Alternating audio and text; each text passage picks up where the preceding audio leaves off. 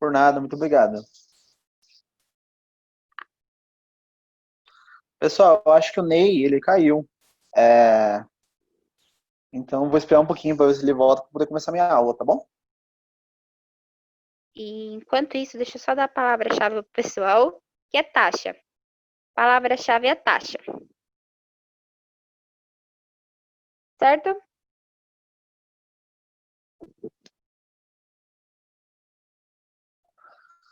Bom, pessoal, enquanto o Ney tá retornando, eu vou já espelhando a minha tela, tá bom? E aí vocês já podem começar a leitura do livro.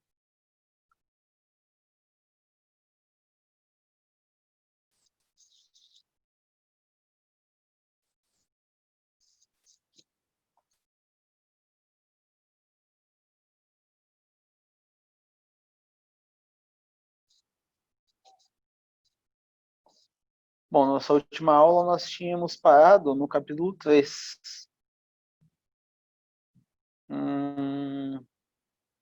Tá. Foi nessa página aqui, tá bom? Então eu vou continuar a partir dela. Enquanto o Ney não volta, eu vou só revendo o que a gente tinha visto. A gente tinha parado mais ou menos no meio dessa página, então vou ler de novo até lá, tá bom? Começa assim: I'm pretty well, thank you, replied Dorothy politely. How do you do? Esse, pessoal, é o momento que ela havia encontrado o Scarecrow. Lembrando que Scarecrow é o espantalho,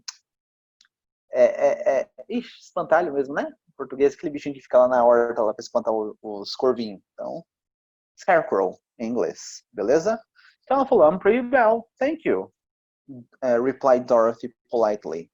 Politely, na última aula nós tínhamos visto que essa terminação li, ela tem a mesma ideia do nosso advérbio mente, tá bom? Então, educadamente, vai ficar politely. E aí ela perguntou, how do you do? How do you do nada mais é do que uma forma de você perguntar como vai, tá bom? Em inglês. Quer perguntar como vai? Você pode falar, how do you do? Você pode perguntar, how are you? How are you doing? How's it going? Tem várias formas de perguntar, assim como no português, tá bom? Essa é só uma delas. Então, how do you do? Aí o Scarecrow respondeu, I'm not feeling well, said the Scarecrow, with a smile, for it's very tedious being perched up here night and day to scare away crows. Então ele falou que não está se sentindo muito bem. I'm not feeling well, said the Scarecrow. Ele disse, né? With a smile. Mas, ó, ele falou dessa forma, with a smile. Lembrando que smile em inglês é sorriso. Então, ele falou isso com um sorriso no rosto. For, lembrando que o for, nesse texto, quase que nesse texto inteiro, ele está dando a ideia do porquê. Então, for, it's very tedious being here. Opa, porque é muito entediante estar preso aqui em cima, tá bom? Perched up seria meio que o que eles fazem com o espantalho. Eles prendem ele em algum lugar alto para que ele possa espantar os corvos. Night and day, dia e noite. To scare away crows, para espantar os corvos. Eu não sei se você assistiu Game of Thrones, mas tinha lá os crows, tá bom? Lá eu acho que era Black Crows, não lembro como é que eles falavam, mas as corvos da noite que eles usavam essa palavrinha, crows, tá bom? Aí a Dorothy perguntou, Can't you get down? Asked Dorothy. Então, can't you get down? Pessoal, então, só relembrando, vocês conseguem fazer perguntas na língua inglesa e aí vocês precisam botar sempre o auxiliar na frente do sujeito. Tá, nós sabemos que you é a pessoa dessa frase.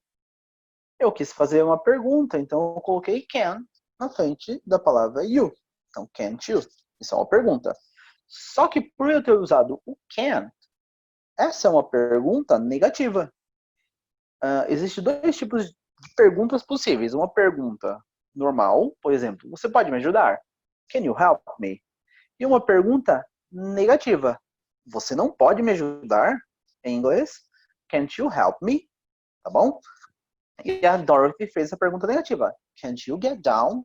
Ou seja, você não consegue descer daí? Em português eu colocaria esse daí. Você não consegue descer daí? Ela perguntou. Asked Dorothy. E aí ele respondeu, No, for this pole stuck up my back. Então, não, porque esse poste, sei lá, madeira pau, se vocês quiserem, está preso nas minhas costas, está enfincado nas minhas costas, tá bom? Stuck pode ser essa ideia, preso, enfincado. Stuck up my back. If you will, please take away the pole. I shall be greatly obliged to you. Vamos lá. Vai aparecer 2 vezes essa mesma estrutura aqui, ó. If you will. Bom, quando vocês estudam língua inglesa, vocês aprendem sobre as frases condicionais do inglês. E aí vai ter condicional 1, 2, 3 e o condicional 0. Beleza.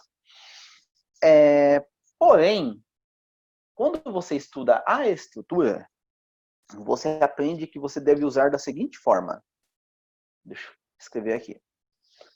Quando você vai lá estudar a língua inglesa, você vai aprender que você vai usar o with, aí você coloca uma pessoa, e aí você tem opções, né?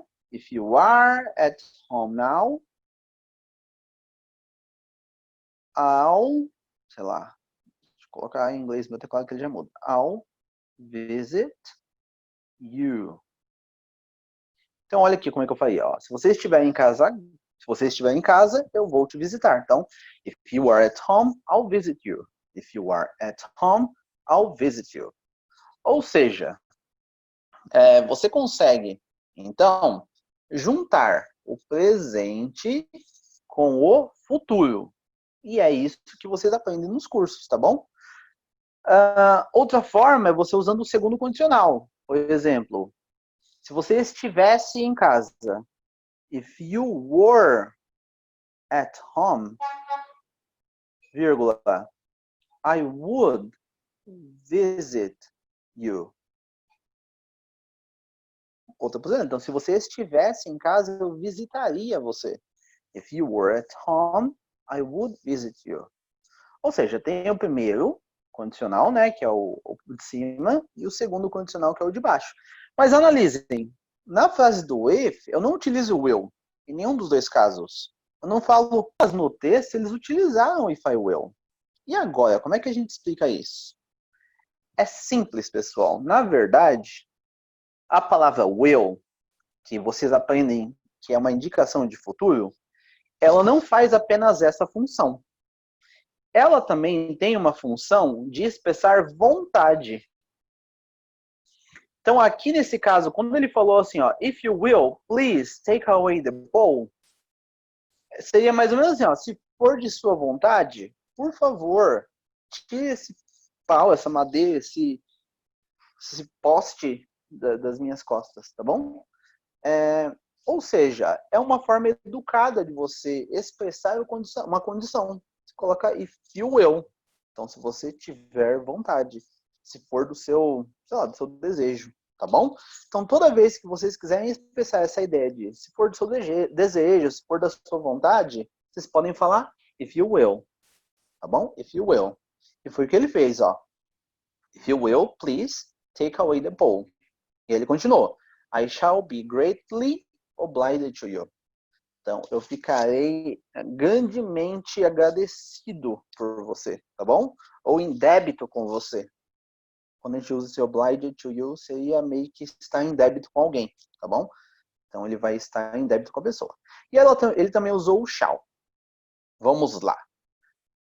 Vocês também aprendem dos modal verbs, né? Que existem vários modal verbs. E, aparentemente, os principais são 10 modal verbs. Então, só revendo todos os 10, temos o must, temos o should, temos o will, o would, o can, o could, o must, o ought to. Deixa eu ver se já foram 9. 1, 2, 3, 4, 5, 6, 7, 8. Tá, foram 8. Tem o might. Tá, agora foram 9. E agora temos o 10º, que é o shall. Vamos lá. Cada um dos modal verbs, eles funcionam como palavras auxiliares. Então, eles auxiliam determinadas estruturas para passar novas ideias. Essa é a função dos modal verbs, tá bom? O shall nada mais é do que um desses modal verbs. E como é que ele é utilizado? Shall é como se fosse um dever, nosso verbo dever, num futuro. Sabe quando vocês falam frases do tipo, sei lá, deixa eu ver, não sei nem se você escrever isso, porque eu nunca usei. Eu é com H? Sei lá, de te ajudar. Eu não sei falar, não sei escrever, eu hei de te ajudar. Sabe quando vocês falam nesse sentido, eu hei de te ajudar? Eu hei de fazer isso, no sentido de que você deve fazer, no sentido de que você tem que fazer? Well, para fazer isso em inglês, a gente faz uso do shall, tá bom? O shall, ele expressa essa ideia. Então, percebam, assim como no português, esse ED é algo um pouco em desuso, porque pelo menos eu não escuto pessoas na rua falando isso. Eu hei de fazer isso. Do mesmo modo, o shall, ele já não é tão utilizado na língua inglesa nos dias atuais. Porém, em textos, principalmente em textos, ele é muito utilizado. Então, não tem como você não aprender ele. Vocês têm que saber o que significa shall. Atualmente, na língua inglesa, o único momento em que o shall é muito utilizado é quando você convida alguém a fazer algo. E aí você usa o shall. Então, digamos que eu quisesse convidar alguém para dançar. Eu falaria, shall we, vamos lá, shall we dance? Que já me incluiria na dança. Shall we dance? Então, digamos que eu chegue em alguém e queria falar a seguinte frase, vamos dançar? É uma pergunta, você está deixando a outra pessoa decidir se a gente vai ou não. Então, você falaria, shall we dance? Ah, teacher, mas eu já ouvi pessoas falando let's dance. Qual que é a diferença, então, de vamos dançar usando let's dance para vamos dançar usando shall we dance? É muito simples. O let's, ele não é utilizado para fazer perguntas. Você não vai chegar para alguém, olhar para a cara da pessoa, fazer uma entonação de pergunta e falar let's dance. Isso não é uma pergunta, isso é uma afirmação.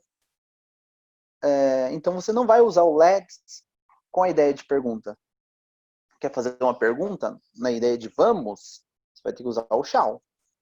Então, qualquer coisa que você quiser falar, vamos dançar, vamos estudar, vamos comer, vamos beber, vamos ir, sei lá, convidando a pessoa, usa shall. Beleza? Shall we dance? Shall we do it? Shall we tanana? Então, ele ainda, nos dias atuais, o shall, para esse contexto, ele é muito utilizado. Agora, os outros contextos, como, por exemplo, esse lá no texto, que é uma afirmação, ele fala assim, I shall be greatly obliged to you. Olha, pessoal, sinceramente, nos dias atuais, no inglês falado, quase não acontece, tá bom? No inglês falado, isso quase não acontece. No inglês escrito, aí tudo bem, aí acontece com bastante frequência, mas no falado não, tá bom? Afirmações com shall já não é muito comum. Porém, como está no texto, então, I shall be greatly obliged to you. Então, vou estar grandemente em débito com você, ou enfim, tá? Ele está querendo expressar um grande agradecimento a Dorothy, se ela tirar essa barra das costas dele, esse poste. E aí, ó, Dorothy reached up both arms and lifted the figure off the pole. For, being stuffed with straw, it was quite light. Então, a Dorothy, né, reached up both arms. Então, ela esticou os dois braços. E ela lifted the figure. Ou seja, ela pegou o Scarecrow, ela levantou os dois braços dela. E aí tá dizendo como é que ela fez. Ó, levantou para fora do pole, para fora desse poste, tá bom? Daí eles ficam, por quê, né? For being stuffed with straw. Porque sendo preenchido com... não é palha, esqueci o nome disso em português, é palha. É palha. Isso é palha mesmo. Então, sendo preenchido com palha, já que o Scarecrow ele é feito de palha, ele é preenchido com palha, it was quite light. Ele era muito leve. E aí, olha que legal, ó. Eles utilizaram o it para falar sobre o Scarecrow.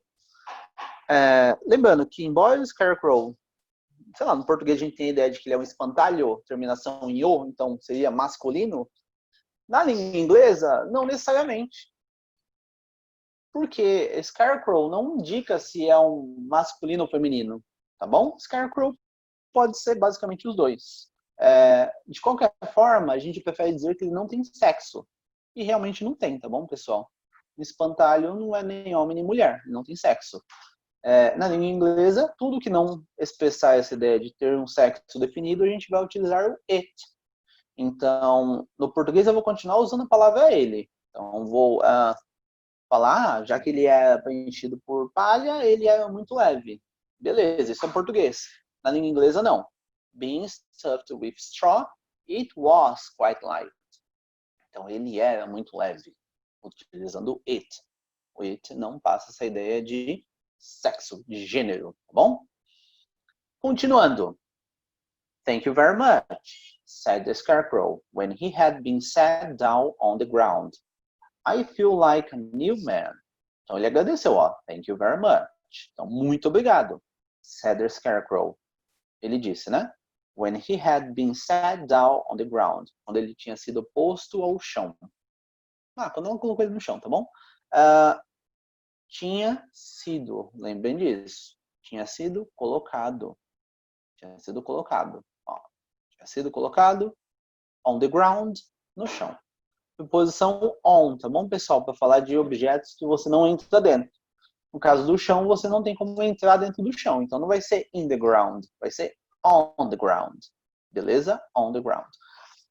Eu só pedir uma desculpa para vocês antecipada, porque a minha internet está horrível. Eu acho que na região, sei lá, pelo menos a minha está horrível. Desde a semana retrasada. Então, caso caia, provavelmente eu vou entrar pelos dados. E eu não garanto que meus dados conseguem segurar uma boa conexão, tá bom? Então, pode ser que, sei lá. Como não estão me ouvindo, então não sei qual a qualidade do meu áudio. Eu acredito que pode ser que não fique tão boa assim. Tudo bem? Voltando. Aí ele continua. I feel like a new man. I feel like a new man. Então, eu me sinto como um novo homem. Eu me sinto como. Like, pessoal, aqui não é o verbo gostar. Aqui ele é a palavra como do português. Então, I feel like. I feel like. Eu me sinto como a new man. Um novo homem. Ou um homem renovado. Continuando. Dorothy was puzzled at this, for it sounded weird to hear a stuffed man speak and to see him bow and walk along beside her. Então, a Dorothy estava confusa com isso, né? Ó, ela estava confusa com isso. Olha o que acontece quando a gente usa a palavra puzzled e usa o com. É engraçado, mas no português eu só vou usar o com, né, na sequência. Estou confuso com algo. Na língua inglesa, não, a gente vai usar o at. A Dorothy estava puzzled at alguma coisa. Então, Dorothy was puzzled at this. Ela estava confusa com isso. Por quê? Pera aqui. Aí. Não. For it sounded queer to hear a stuffed man speak. Porque soava, parecia estranho. Queer é uma forma de falar estranho em língua inglesa. Então, parecia estranho ouvir um homem preenchido com palha, né, falar. Não é, sei lá, estranho, né? Imagina, ver um espantalho falando. Então, it sounded queer to hear a stuffed man speak. Então, soava estranho um homem preenchido de palha falar. And to see him bow and walk along beside her. E ver ele reverenciar e andar junto dela. Então, along beside her, junto ao lado dela. Andar junto ao lado dela. Então, ela estava estranhando isso, né? Who are you? Quem é você? Who are you? Asked the Scarecrow. O espantalho perguntou. When he had stretched himself and yawned. Então ele perguntou isso, ó. Quando ele perguntou isso? Quando ele tinha se alongado, se esticado. Sabe, quando você está muito tempo numa posição e você se levanta e dá umas esticadas assim para, sei lá, pra se sentir melhor? Foi o que ele fez. When he had stretched himself, quando ele tinha se esticado, and yawned. E bocejado. Verbo to yawn, pessoal. Vem até aqui, ó. Yawn. Opa, aqui. Yawn. Yawn é o verbo bocejar. Bocejado, só terminação ed. Então, when he had stretched himself and yawned. Quando ele tinha se alongado e bocejado. Ele continuou. And where are you going? E onde você está indo? Ele fez duas perguntas. Quem é você e onde você está indo? A Dorothy respondeu. My name is Dorothy, said the girl. And I'm going to the Emerald City to ask the Great Oz to send me back to Kansas. Então, ela falou o nome dela. E aí ela falou para onde ele está indo, ó. I am going to the Emerald City. Estou indo para a cidade das Esmeraldas. To ask the Great Oz to send me back to Kansas. Para pedir ao grande Oz para me enviar de volta ao Kansas. Tá bom? Send back. Send me back. Então, devolver algo em inglês pode usar send, alguma coisa, back. É um phrasal verb que nós falamos, tá bom? O objeto que você devolve, ele vai entre o verbo send e a palavra back. Então, faz de conta que eu comprei um determinado produto, sei lá, eu comprei um lanche, um snack. O lanche chegou estragado na minha casa. Pegaram e chegou estragado. Eu mando mensagem para a moça que me vendeu o lanche e falo assim, ó, vou devolver o lanche porque ele está estragado. Então, eu vou devolver o lanche. Em inglês, I will... Opa, deixa eu botar em inglês para já fazer. I will send the snack back. É assim que eu escreveria. I'll send the snack back. Ou seja, dentro do send back, você coloca o que você está devolvendo. Tá bom? Eu só não vou utilizar deste modo quando o objeto que eu for devolver, ele tiver uma descrição muito grande. Por exemplo, digamos que eu fale que eu vou te devolver o caderno de anotações que nós tínhamos usado na quinta série desde o ano retrasado, sei lá. Olha que descrição gigante desse objeto. Caderno que nós utilizamos no quinto ano, enfim. É uma descrição muito grande. Então, nesses casos, quando a descrição do objeto for muito longa, vocês não vão colocar no meio, vocês vão colocar depois. Vocês vão falar send back, normal. E aí, na sequência, vocês podem falar o objeto com a descrição que vocês quiserem. Send back the... E aí você fala o objeto com todas as descrições dele. Tudo bem? Agora, se for só um objeto sem descrição nenhuma, aí você coloca entre os dois. Foi o que o Scarecrow fez aqui. Então, foi o que a Dorothy fez aqui. My name is Dorothy, said the girl, and I'm going to the Emerald City to ask the Great Oz to send me back to Kansas. Pronto. Aí, o Scarecrow perguntou, where is the Emerald City? Pergunta básica do inglês. Where is alguma coisa? Onde está alguma coisa? Nesse caso, where is the Emerald City? Onde é a cidade das Esmeraldas? Lembrando que isso é o verbo perguntar também, tá bom? Então, he inquired. And who is Oz? E quem é o Oz? Então, ele quer saber onde fica a cidade das Esmeraldas e quem é esse tal do Oz. E a Dorothy perguntou, why, don't you know? Por que? Você não conhece? She returned in surprise. Ah, pessoal, return. Return também é uma forma de falar devolver, tá bom? Porém, o return também pode ser utilizado com a ideia de responder. Ele é como se fosse o verbo answer, mas de uma forma mais... de um modo mais formal, tá bom? Então, why, don't you know? She returned in surprise. Por quê? Você não conhece? Você não sabe? Ela respondeu surpresa. Com surpresa, né?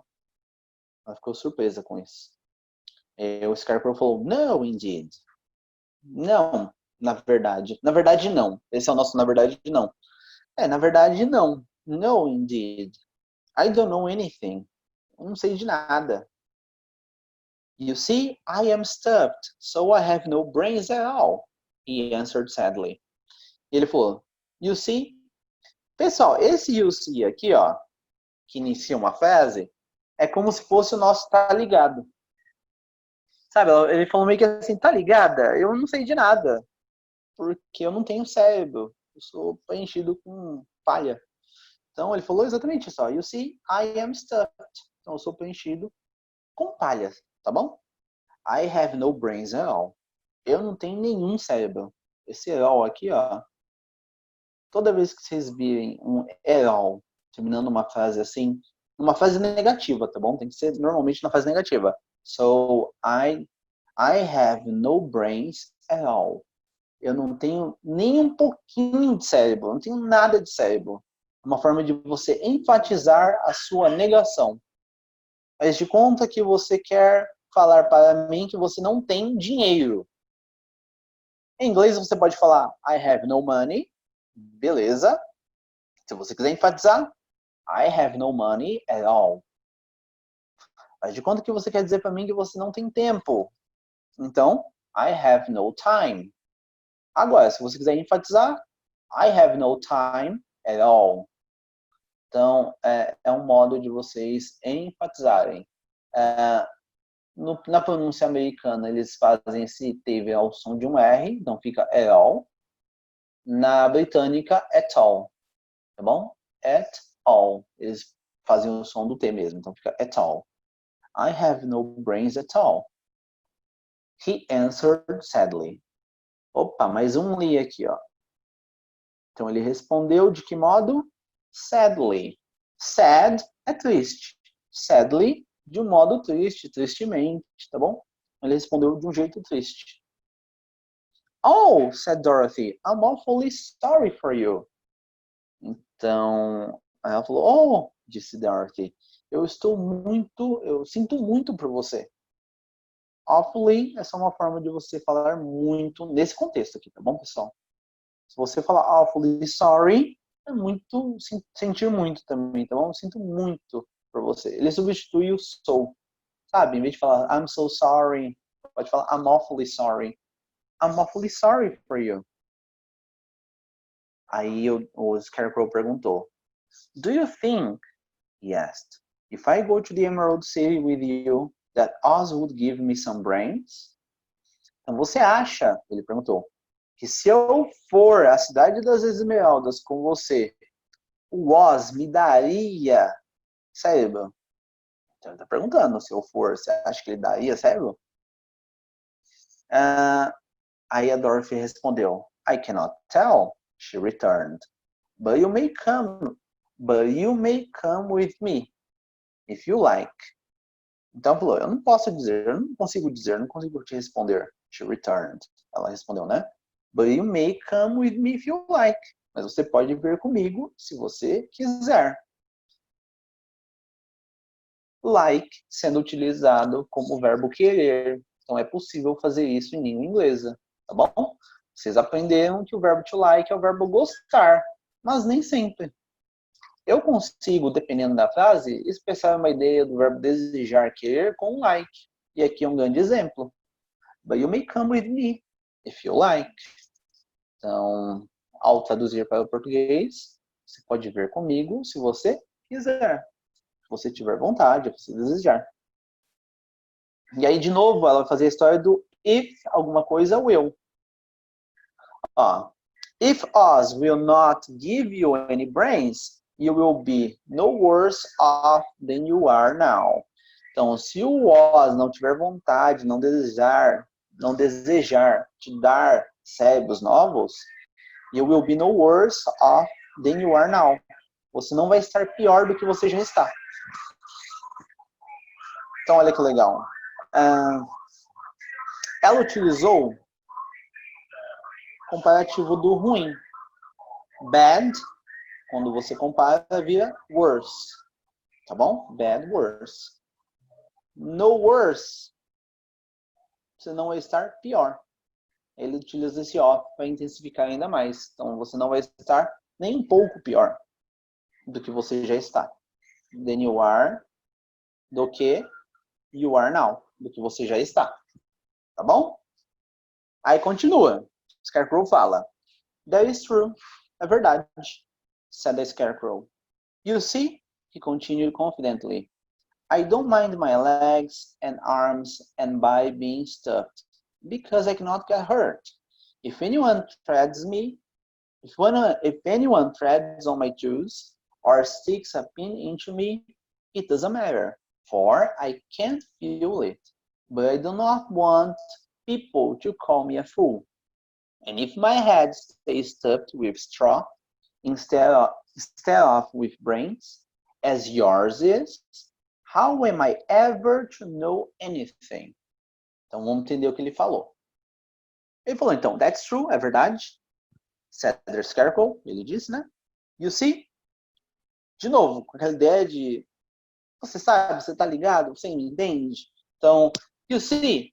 He continued confidently. Ele continuou com confiança ou confiantemente. I don't mind my legs and arms and by being stuffed. Eu não me importo com que eu não me importo com o fato das minhas pernas, os meus braços e o meu corpo ser preenchido com palha. Então ele não se importava com esse fato. Ele tudo bem. Because I cannot get hurt. Porque eu não posso me machucar. Então, graças a isso ele não pode se machucar. If anyone treads on my toes. Se alguém pisar no meu pé, no meu dedo, na verdade, né? Quando se fala toes, essa palavra aqui é o dedo do pé, tá bom? Se alguém pisar no meu dedo, or sticks a pin into me, ou enfiar uma agulha, ou pin também pode ser o... Nossa, é maior do que agulha, é o... Ah, pessoal, tem a agulha e tem o outro que é aquele maiorzão lá, que também dá pra usar pra costurar, tá bom? Sei lá, alfinete, lembrei. Então, se alguém pisar no meu pé ou enfiar um alfinete dentro de mim, it doesn't matter. Não vai importar. Ó, it doesn't matter. Não vai importar. Opa, até aqui. Não vai importar. Or I can't feel it. Porque eu não posso sentir isso. Ou seja, não vai se machucar com isso. But I do not want, mas eu não quero, people to call me a fool. Que as pessoas me chamem de tolo. And if my head stays stuffed with straw, e se a minha cabeça continuar preenchida com palha, instead of with brains, ao invés de cérebro, as yours is, como a sua é, how am I ever to know anything? Como eu, algum dia, saberei de algo? Então ele está fazendo esse questionamento, ele está fazendo uma ligação de conhecimento com o cérebro. Para ele, para que ele tenha conhecimento, ele tem que ser inteligente, tem que ter um cérebro bom. Essa é a ideia. E aí a Dorothy, ela fala, né? I understand how you feel. Eu entendo como você se sente.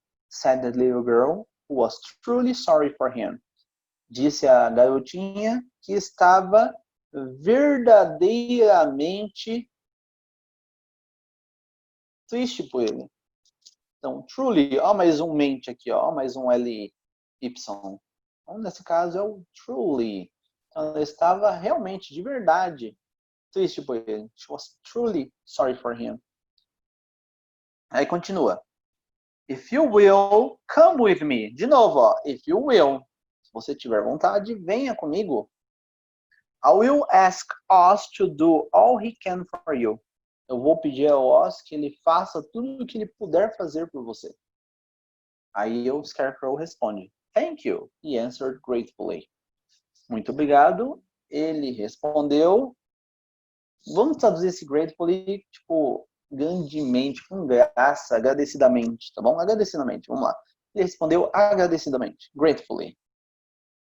They walked back to the road. Então, eles andaram de volta para a estrada. E aqui deixa eu passar uma ideia para vocês. Ó, isso aqui já é mais pensando na língua inglesa. Geralmente, nos cursos de idiomas, eles vão passar isso quando vocês já estão no nível avançado, tá bom?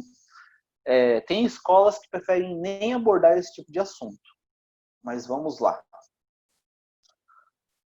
Quando você fala, pensa no verbo voltar. Digamos que você fala assim, aí eles voltaram para a rua. Você vai pensar, talvez, no verbo go back. Talvez você falaria, and then they went back to the street. And then they went, passado do gol, tá bom, pessoal? Went, passado do gol. They went back to the street. Beleza. Then they went back to the street. Ok, perfeito. Eu vou te entender. Provavelmente os americanos também vão te entender. Beleza? Mas na língua inglesa é mais comum, é mais normal eles falarem o modo que você faz isso. Você voltou para a rua como? Andando, dirigindo, nadando, correndo. De que modo que você fez isso? Então, na língua inglesa, é muito mais comum, ao invés de usar o verbo go, que é genérico, eles usarem um verbo que indica a ação. No caso, você pode falar voltar com o verbo andar. Ao invés de falar they went back to the street, você pode falar they walked back to the street. Então, eles meio que andaram de volta para a rua. Se eles tivessem feito isso correndo, então, they ran back to the street. Então, eles correram de volta para a rua. Eu posso falar que eles pularam de volta para a rua. Então, they leaped back to the street. Posso falar assim. Posso falar que eles, sei lá, se estivessem na água, estivessem nadado de volta para a rua. Eles voltaram para a rua, mas dessa vez nadando. Ou seja, they swam. Opa, não foi?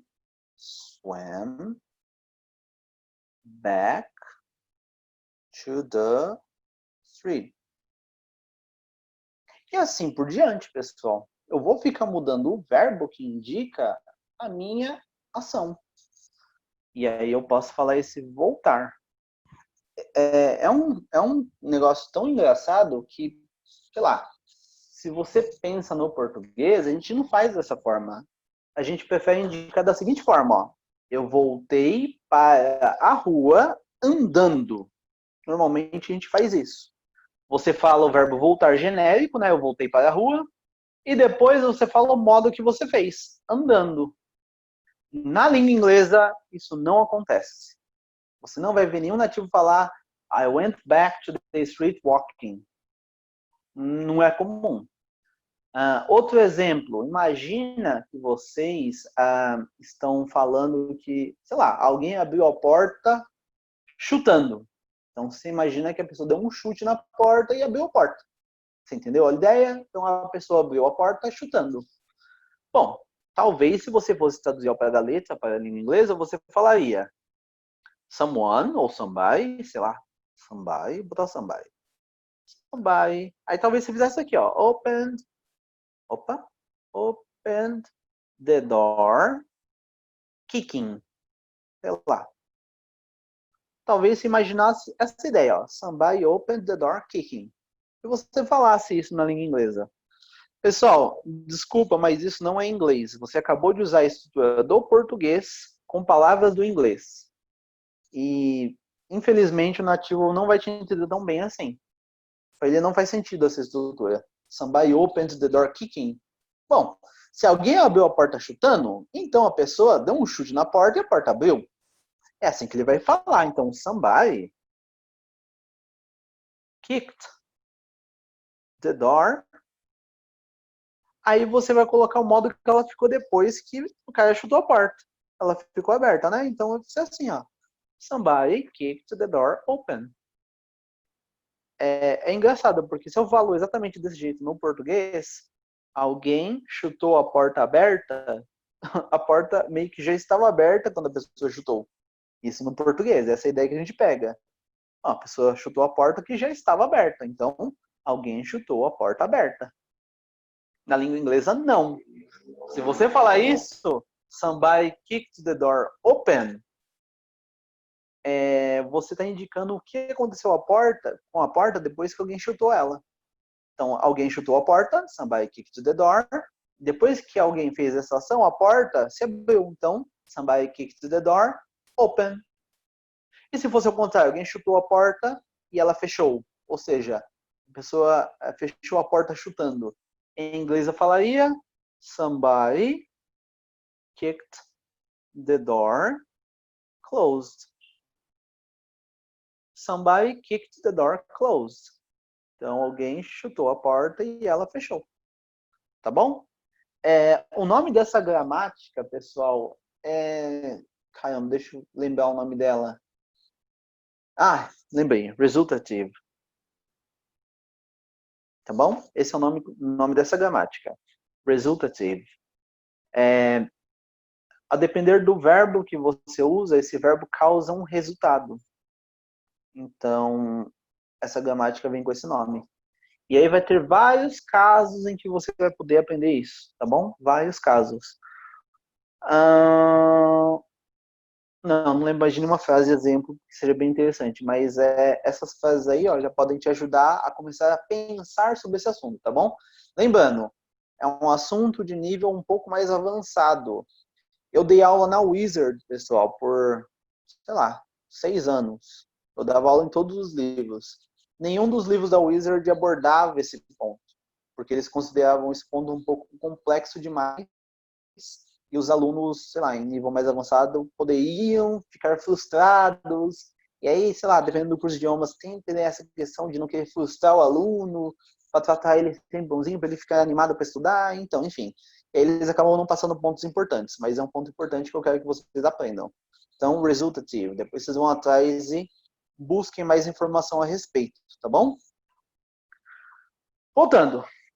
Então, they walked back to the road. Eles andaram de volta para a estrada. Dorothy helped him over the fence. A Dorothy ajudou ele por cima da cerca. Então, se tiver que pular a cerca, ela ajudou ele a pular. And they started along the path of yellow brick for the Emerald City. Então, eles começaram a andar ao longo desse caminho amarelo com destino à cidade dos Esmeraldas, for the Emerald City. E aí falou um pouquinho do Toto, que é o cachorrinho, né? Toto did not like this addition to the party at first. Então o Toto, ele não gostou desse novo membro, né? Dessa adição ao grupo deles. Lembrando que party pode ser traduzido também como grupo. Não é apenas só festa. Pode ser um grupo, pode ser um partido. Partido político em inglês a gente fala party. Então, se eu quisesse falar que o PT é um partido político, então PT is a political party. O PSDB é um partido político. PSDB is a political party. Teacher, não tem que falar a sigla em inglês? Tá bom, você quer falar em inglês? Então fala PSDB. PSDB is a political party. Tanto faz, tá bom? O nome, como é um nome, é uma sigla que refere-se a um nome, então você não é obrigado a falar ela em inglês. Você pode falar em português mesmo, tá bom? Então, Toto did not like this addition to the party at first. Então, no primeiro momento, at first, o Toto não tinha gostado dessa nova adição, esse novo membro para o grupo deles. He smelled around the stuffed man as if he suspected there might be a nest of rats in the straw. And he often growled in an unfriendly way at the scarecrow. Então, o que ele ficava fazendo? Ele ficava cheirando. To smell, pessoal, é o verbo cheirar. Então, he smelled around the stuffed man. Ele ficava cheirando em volta desse homem preenchido de palha. As if he suspected there might be a nest of rats in the straw. As if, como se. Acho que já viu essa estrutura no texto. Então, como se em inglês, as if. Como se ele suspeitasse que tivesse. Olha como é que vai falar se tivesse, existisse. Vai usar o might. Então, there might be. Como se existisse, como se tivesse. A nest of rats. Um ninho de ratazanas. tá bom? Rat, pessoal, é ratazana em inglês, tá bom? Aquele ratão grandão. Como se tivesse um ninho de ratazanas in the straw. Então o Toto tava achando... Tinha alguma coisa lá naquela palha. And he often growled. E ele frequentemente rosnava. To grow é o verbo rosnar, tá bom? Então ele rosnava in an unfriendly way. De um modo não amigável. At the Scarecrow. Então ele rosnava pro Scarecrow de um modo não amigável, tá bom? Calma aí que tinha alguma coisa que eu passei. Ah, tá, lembrei. Ó, e aí é legal. Lembra lá em cima que a gente usou it quando a gente tá falando do Scarecrow? E aí eu falei para vocês que no caso do Scarecrow, Scarecrow é uma palavra que não tem gênero. Ele pode ser homem, pode ser mulher. Scarecrow é indefinido, porque ele não tem sexo, tá bom? Agora, o Toto, ele é um cachorro e ele é macho. Então ele tem sexo.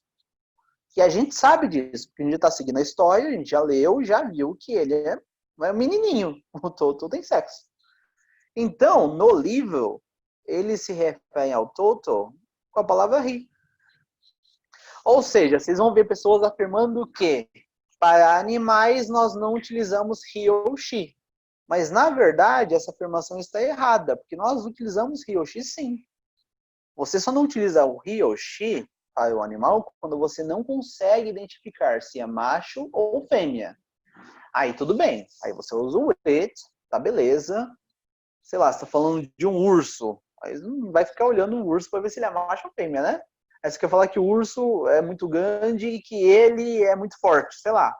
Então você pode falar, the bear is very big and it is very strong.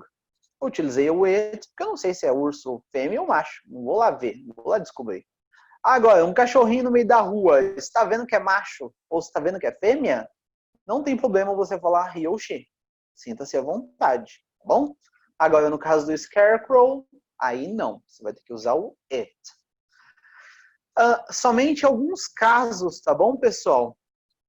Que as pessoas vão se referir a um determinado objeto como ele ou ela. Então, vamos ver se eu consigo lembrar de alguns exemplos. Ó, pense na palavra espada, sword. Tá bom? Então, essa palavra sword é a palavra espada em inglês. E assim, a primeiro momento você fala, espada não tem sexo. Pode ser, então, it. Beleza, concordo com você. It tá mais do que ok. Só que aí tem um contexto histórico por trás dessa palavra. No passado, os guerreiros que utilizavam espada eram, em sua maioria, homens. Então, a grande maioria dos guerreiros lá, dos cavaleiros, templários e samurais, era tudo homem. Beleza? Então, o que eles faziam? Eles começavam a chamar a espada de ela, de she. Porque é como se ela fosse uma parceira dele. Como se fosse o par, sei lá, feminino do samurai, do cavaleiro, do, sei lá, templário. E aí, com o tempo, ao repetir isso várias e várias vezes, a palavra sword ganhou essa ideia de she. Então, hoje em dia, eles usam she para descrever a palavra sword. Então, digamos que eu falar que a sua espada, você tem uma espada em casa, você acabou de comprar uma espada de samurai, quer falar que essa espada é muito bonita e que ela é muito afiada. Então, em inglês eu falaria, your sword is very beautiful. She's very sharp. Ela é muito afiada. Eu usei o she para falar da espada, que é um objeto que não tem sexo. Então, é possível ter mais palavras que façam isso. Palavras que eu lembro agora de cabeça é a palavra ship, que é barco. Eles também vão se referir ao ship como se fosse um ela. A palavra observatório, só que agora eu esqueci como é que fala observatório em inglês, tá bom? Então não vou lembrar, mas ela também é uma delas. Se vocês usarem a palavra observatório em inglês, eles se referem ao observatório como se fosse she, tá bom? Então, essas palavras eu sei que elas são utilizadas como she, em língua inglesa. Tudo bem? Utilizem elas e quando forem se referir a elas, pode usar o she. Então, beleza. Essa é a ideia do it, o he. Então, he usou com o Toto, embora o Toto seja um animal, mas é porque ele é macho. Scarecrow usou it porque o Scarecrow não fica identificado se é homem, se é mulher. Scarecrow. A não ser que ao longo da história eles definam que o Scarecrow é homem, eles vão continuar chamando o Scarecrow de it. Agora, se em algum momento que eles definirem que o Scarecrow é do sexo masculino, aí eles vão começar a chamar de he. Se for do sexo feminino, vão chamar de she, tá bom? A gente vai ver isso ao longo da história. Continuando. A Dorothy fala, né, ó. Don't mind Toto, said Dorothy to her new friend. He never bites. Ela falou, não liga pro Toto. Ele nunca morde. Ó, he never bites. Aí o Scarecrow respondeu, oh, I'm not afraid. Eu falei, então, eu não tô com medo. Replied the Scarecrow. He can't hurt the straw. Ele não consegue machucar a palha. Do let me carry that basket for you.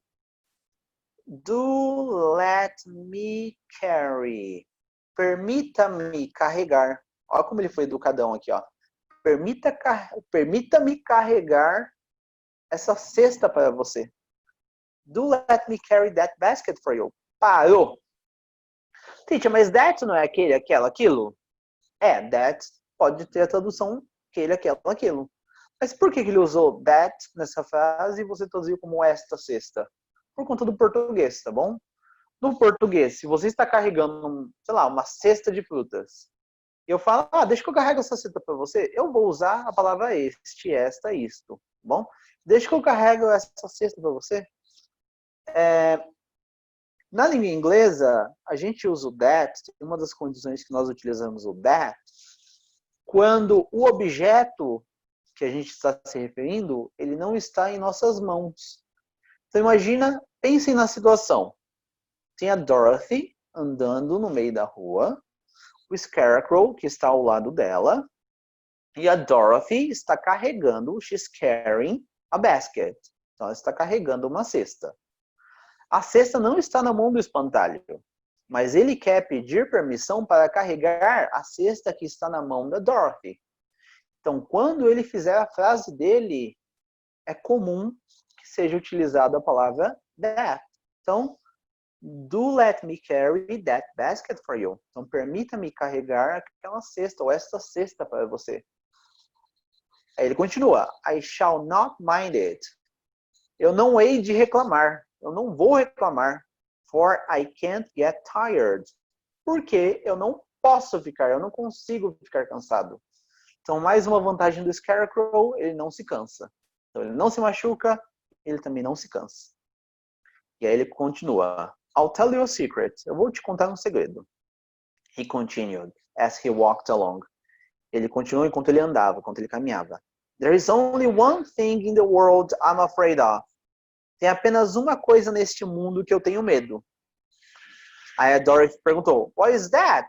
Asked Dorothy. The Munchkin farmer who made you? Então ela pergunta, o que é? É o Munchkin? Munchkin lembrando que é a raça deles, tá? Uma outra raça que existe nesse mundo. Tem os humanos e tem os Munchkins. Ela perguntou, é o Munchkin, o fazendeiro Munchkin, que te criou? Pessoal, diferença entre make e do. Vamos aprender essa diferença rapidinho?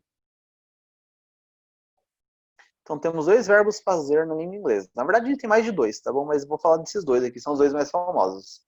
To make e to do. Lembrem-se, to make é o verbo fazer de produzir, criar, construir. Esse é o verbo to make.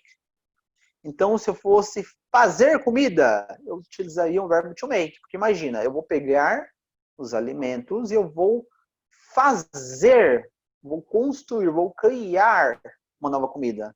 Então, posso usar o verbo make, ó. I will make food. Fazer uma amizade. To make a new friendship. Teacher, mas você não está criando nada. Claro que você está criando. A gente vai falar criar laços. Então, quando você faz uma amizade, você cria laços. Ou seja, é o to make. Sei lá, fazer... Não sei, fazer cadeiras. Uma empresa produz cadeiras, ela faz cadeiras. Então, vou usar o to make. O to make está relacionado a essa produção, a essa criação. Então, o espantalho foi feito, ele foi criado. Ou seja, tem que usar o to make para passar essa ideia. The scarecrow was made. tá bom? E o to do? Qual é o verbo to do? É o verbo fazer, mas de que modo? Pessoal, o verbo to do é o verbo fazer da ideia de performance. Você vai performar uma atitude, uma ação. Esse é o verbo to do. Então, quando você fala que vai fazer a lição de casa, então, em inglês, you will do the homework. Você vai fazer a lição de casa. Você vai fazer, sei lá, uma atividade física. Então, you will do a physical activity. Porque o to do ele está ligado a essa ideia de performance, tá bom? Há exceções, então já vou deixar claro que vai existir exceções, mas as exceções normalmente têm explicação na história.